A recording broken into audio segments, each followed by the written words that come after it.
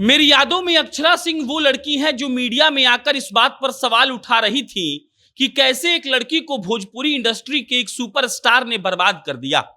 हम बहुत ध्यान से उस वक्त अक्षरा सिंह को सुनते थे और भोजपुरी इंडस्ट्री को जज करते थे। लगता था कि अक्षरा सिंह के साथ बहुत गलत हुआ है। वाकई में गलत हुआ भी था, लेकिन अक्षरा सिंह से मेरी पहली मुलाकात कैसी रही, हमने सोचा कि इसको एक वीडियो की शक्ल दी जाए और आपको बताई जाए कि आधे घंटे की उस मुलाकात में मैं अक्षरा के पास लमसम 10 मिनट रहा होऊंगा, लेकिन उस 30 मिनट का ब्यौरा कुछ ऐसा है जो आप सबको जरूर सुनना चाहिए।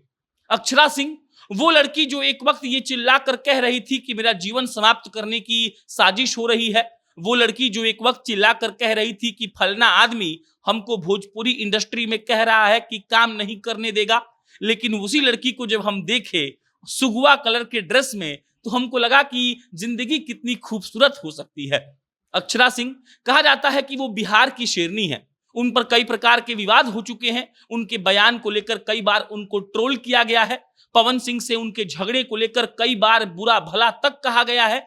लेकिन अक्षरा सिंह मुझे ऐसी नहीं लगी। आप गौर करिएगा, पिछले 2 से 3 सालों में अक्षरा सिंह ने अपने हर इवेंट में, अपने हर मीटिंग में, अपने हर सोशल मीडिया पर डाले गए पोस्ट में लड़कियों का जिक्र किया है।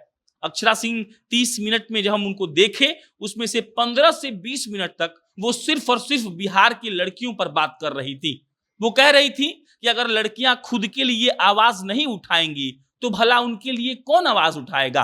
वो कह रही थी अगर लड़कियां सशक्त नहीं होंगी, खुद के बारे में नहीं सोचेंगी, तो भला उनके बारे में कौन सोचेगा।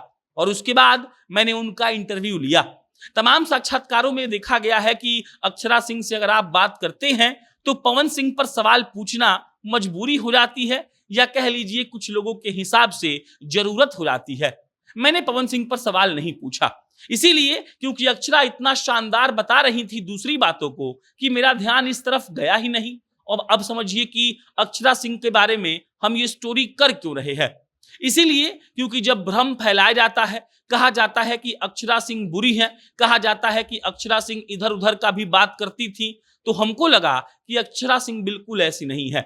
एक भोजपुरी की अदाकारा जिसको लमसम पूरा देश जान रहा है, जो चुनाव प्रचार में जाती हैं तो उनको देखने के लिए मारा मारी तक हो जाता है, जो जब कहीं पर मंच पर चढ़कर किसी इवेंट में प्रोग्राम कर रही होती हैं तो लोग टावर और पोल पर चढ़कर उनको देखते हैं। वो अक्षरा सिंह वाकई में बहुत शानदार व्यक्तित्व भी रखती हैं और बहुत दिलेर भी हैं। अक्षरा सिंह, अगर आप उनसे भोजपुरी पर बात करिएगा तो उनकी जो सोच है वो देखकर और वो सुनकर आप खुश हो जाएंगे।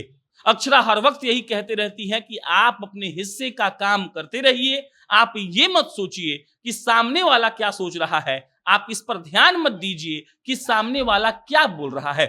अक्षरा सिंह के बारे में हमने एक स्टोरी की थी और हमने उन्हें कहा था कि सारे लोग जो आकांक्षा दुबे के साथ हैं, सबसे पहले उन्हें अक्षरा सिंह के साथ आना चाहिए, क्योंकि अक्षरा सिंह ने वो सब कुछ झेल कर अपने आप को फिर से खड़ा किया और ऐसा खड़ा किया कि आज इंडस्ट्री में किसी मेल सुपरस्टार की जरूरत अक्षरा सिंह को नहीं है, बल्कि मेल सुपरस्टार्स को अक्षरा सिंह के स्टारडम की जरूरत है। बिहार की शेरनी जब लोग उनको कहते हैं तो हमको पहले लगता था कि हो सकता है कि ये जस्टिफाइड ना हो, लेकिन जब हम उनसे मिले तो हमको लगा कि ये बिल्कुल जस्टिफाइड है कि अक्षरा को बिहार की शेरनी कहा जाना चाहिए।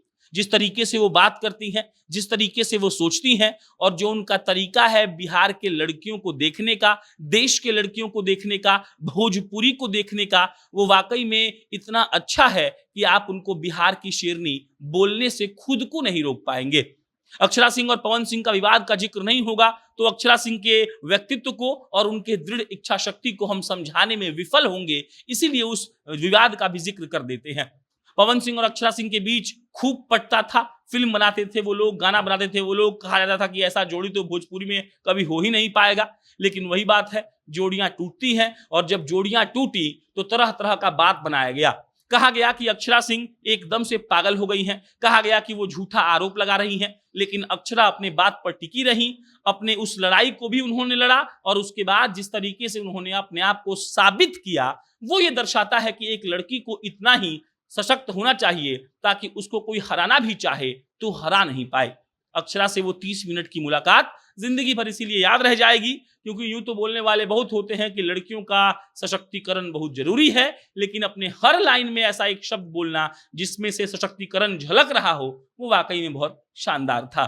बाकी अक्षरा आपके यादों में कैसी है, कमेंट बॉक्स में बताइएगा। हम फिर जल्दी किसी नई खबर के साथ मिलेंगे। धन्यवाद।